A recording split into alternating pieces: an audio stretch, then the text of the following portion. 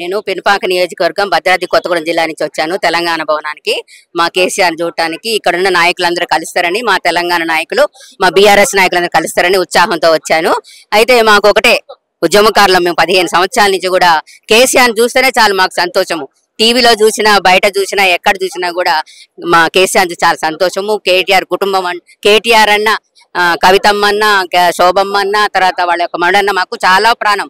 నాకు కేసీఆర్ అంటే, బీఆర్ఎస్ అంటే చాలా ప్రాణం. బీఆర్ఎస్ చీరలే అన్ని రోజ్ కలరే నేను తీసుకుంటాను. మా ఇంట్లో కూడా రోజ్ కలర్ గులాబీ తోట ఉంది. ముఖ్యంగా నేను చెప్పేది ఏంటంటే, ఈ రేవంత్ పాలన అసలు సరిగ్గా లేదు. పాలన తెలియదు, దొంగల రాజ్యం, దోపిడీ రాజ్యం. అసలు ప్రజలు ఎంత ఇక్కట్లు పడుతున్నావో, ఈ సమాజం తిట్టు లేదు రేవంత్ రెడ్డిని. మా యొక్క కేసీఆర్ కాలుగోటికి పనికిరాడు ఆయన.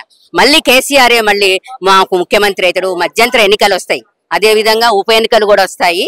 తర్వాత ఈ యొక్క రేవంత్ రెడ్డి తొందరలోనే గద్దె దిగుతాడు ఆయన. అసలు ఆయనకు పరిపాలన తెలియదు. కక్ష సాధింపు చర్యలు ఎక్కువగా ఉన్నాయి మా కేసీఆర్ కుటుంబం మీద. మేము ఉద్యమకారులము, ఎప్పటికీ కేసులు పెడుతూనే ఉండవు మా నాయకుల మీద. పెట్టినా కూడా ఏం భయపడరు, చావుకు కూడా భయపడరు మా నాయకులు. ఎటువంటి కేసులు పెట్టినా కూడా మేము బయటపడతాము. ఈ తెలంగాణ ఉద్యమకాలము ఆ యొక్క భద్రాద్రి కొత్తగూడెం జిల్లా నుంచి ఈ యొక్క హైదరాబాద్ లో ప్రతి ఒక్క కార్యక్రమానికి వచ్చాం మేము.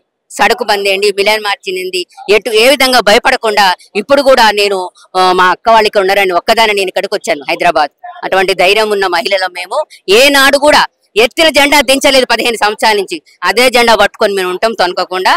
మాకు పదవి ఇచ్చినా ఇవ్వకపోయినా మేము బాధపడము. ఎత్తిన జెండా దించను. నేను ఇంట్లో ఉన్న టీఆర్ఎస్ ఉద్యమకారనే, బయట ఉన్న బీఆర్ఎస్ ఉద్యమకారనే. రేపు పొద్దున నాకు ఆవుస్తీరి పైకి పోయినా కూడా నేను ఉద్యమకారిగా మునికోటి ప్రేమ, నా పేరు టీఆర్ఎస్.